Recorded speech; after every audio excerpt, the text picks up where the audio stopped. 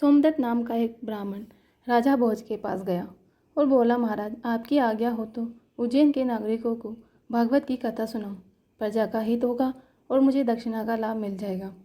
राजा भोज ने अपने नवरत्न और सभासदों की ओर देखा, फिर सोमदत्त की ओर मुँह करके बोले, आप अभी जाइए और कुछ दिन बाद भागवत का पाठ कराएंगे।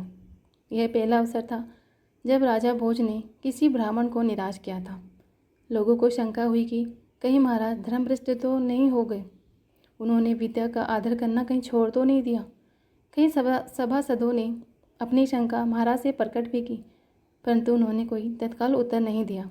इधर ब्राह्मण निराश हुआ, लेकिन उसने प्रयास करना नहीं छोड़ा।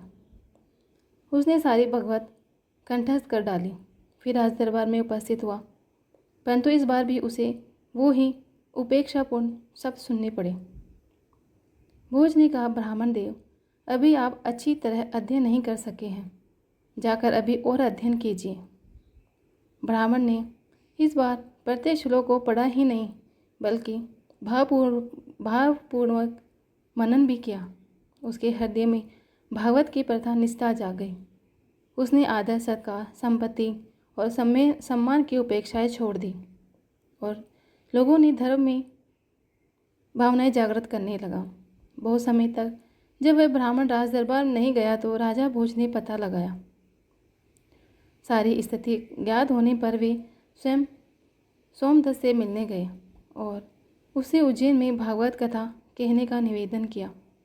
सभासदों ने राजा से इस व्यवहार का कारण पूछा तो वे बोले, पहले ये ब्राह्मण धन अर्जित करने के लिए कथा करना चाहता था, पर अब इसकी भागवत कथा धन के लिए नहीं बल्कि लोक मंगल के लिए समर्पित है।